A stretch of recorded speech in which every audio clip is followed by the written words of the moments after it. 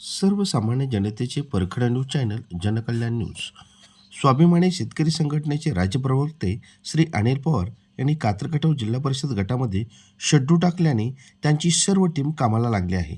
मी शेतकऱ्यांचा मुलगा समजून आपण सर्वांनी मला विक्रमी मताने निवडून देण्याचे भावनिक आव्हाने त्यांनी सामान्य जनतेला केले आहे. यावेळी त्यांनी जनकल्याण न्यूजशी केलेली सविस्तर प्रकट मुलाखत आपण पाहूया. मी अनिल पवार, स्वाभिमानी शेतकरी संघटनेचा राज्याचा प्रवक्ता. राजू शेट्टींच्या निर्देशानुसार ऊस उत्पादक शेतकरी, कष्टकरी, शेतमजूर, गावकुसाबाहेरील लोकांसाठी ही निवडणूक मी लढत आहे. कात्रखटाव जिल्हा परिषद निवडणुकीमध्ये मी लोकांना मत मागण्यासाठी जात आहे. राजू शेट्टींनी ज्या पद्धतीने एक वोट एक नोटचा प्रचार करून लोकांनी त्यांना जिल्हा परिषद सदस्य केलं आणि त्याच्यानंतरची महाराष्ट्रामध्ये एक शेतकरी नेता उदयाला आला, तीच परिस्थितीचा दुसरा अंक कात्रखटावमध्ये होऊ पाहतोय असं मला साधारण एक चित्र तयार दिसतंय. कात्रखटाव जिल्हा परिषद गटामधील सर्व ऊस उत्पादक, सर्व दूध उत्पादक, शेतमजूर, कष्टकरी, महिला, विद्यार्थी, शिक्षक, आबालवृद्ध सगळी मंडळी माझ्या उमेदवारीला पाठबळ देत आहेत. मला हजारो लोकांचे फोन येतात की तुमची निवडणूक खूप चांगली आहे, तुम्ही निवडणुकीच्या रिंगणामध्ये आम्हाला उमेदवार म्हणून जसे हवे आहात तसे आहात. त्यामुळे ही निवडणूक ताकदीनं लढण्याचा निर्णय घेतलेला आहे आणि स्वाभिमानी शेतकरी संघटना निवडणुकीला सामोरे जाते.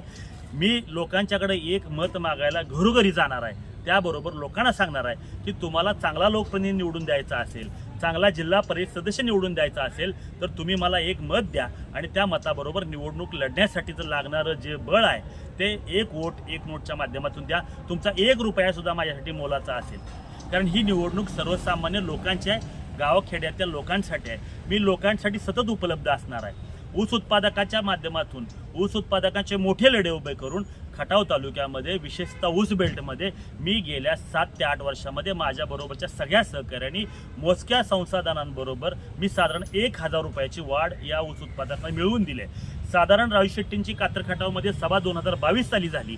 त्याच्यानंतरच्या आज 3 वर्षामध्ये 4 वर्षामध्ये 2200 रुपयांपासून आज 3500 रुपयांपर्यंतचा हा दर मिळवून देण्यामध्ये स्वाभिमानी शेतकरी संघटनेचे माझ्या सकटचे सर्व शिलेदार, तानाजी देशमुख असतील, वैभव पाटील असतील, संतोष बागल असतील, अजय पाटील असतील, दत्तूकाका घारगे असतील, सूर्यबान जाधव असतील आणि नावं घेता येतील तेवढी कमी आहेत, एवढ्या सर्व सहकार्याने आणि गावोगावच्या ऊस उत्पादकांनी हा लढा ताकदीनं पुढे नेला आहे. त्याच्यामुळं मी विनंती करतोय ऊस उत्पादकाला की मी तुमचा राखणदार आहे, मला तुम्ही सहकार्य करा. 100% तुम्हाला अपेक्षित दर आम्ही मिळवून देऊ. दूध उत्पादकांसाठी मोठे लढे स्वाभिमानीने उभे केलेत.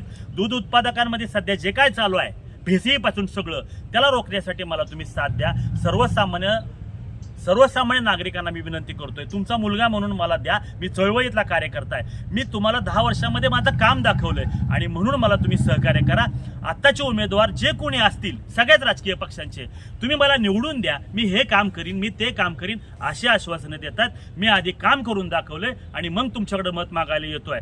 साधारण 1000 रुपये लोकांना मी गेल्या 4 वर्षामध्ये जादाचे ऊसाचे मिळवून 1000 ते 1200 कोटी रुपये या खटाव तालुक्यातल्या लोकांच्या खिशात मी आणलेत आणि त्याच्यासाठी एक नया पैसा सुद्धा मी लोकांच्याकडून घेतलेला नाही. ही लोकवर्गणीतून चालणारी चळवळ आहे. तालुक्यामध्ये बिघडलेली शिस्त आपल्याला लावायची आहे आणि ह्याची सुरुवात कात्रखटाव जिल्हा परिषद निवडणुकीमध्ये करावी ही मी लोकांना आग्रहाची विनंती करतो.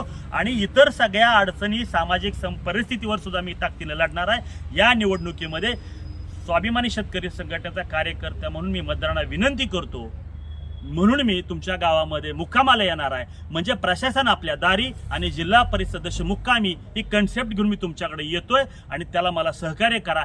तुम्ही एखाद्या पक्षाशी युती करणार की स्वतंत्रपणे लढणार की अजून तुम्ही समविचारी पक्षाशी एकत्र येणार, असं काही तुमचा अजेंडा आहे काय? राजू शेट्टींच्या आदेशानुसार काल झालेल्या कार्यकर्त्यांच्या जिल्ह्यातल्या बैठकीमध्ये स्वाभिमानी शेतकरी संघटनेने स्वतंत्र उमेदवार जाहीर केलेले आहेत. आमच्याकडे निश्चितच साधनं कमी आहेत, संसाधनं कमी आहेत, पण कार्यकर्त्यांचं बळ मोठं आहे. गावोगावी स्वाभिमानीचं नेटवर्क आहे, केडर बेस वोटर तयार आहे. ऊस उत्पादक शेतकरी, दूध उत्पादक, कष्टकरी, लढणारा चळवळीतला कार्यकर्ता आमच्या सोबत आहे. त्यामुळे ह्या सगळ्या 4 जिल्हा परिषदा आणि त्यातल्या साधारण 7 ते 8 पंचायत समिती आम्ही लढणार आहोत.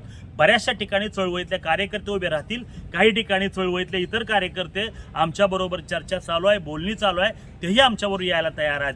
या दरम्यानच्या काळातला चळवळीतला एक कार्यकर्ता म्हणून जर कोणी आम्हाला पाठबळ द्यायची भूमिका घेतली तर निश्चित आम्ही इतर राजकीय पक्षांचा पाठबळाचा विचार करू आणि प्रमाणे ही निवडणूक पुढे लढवू.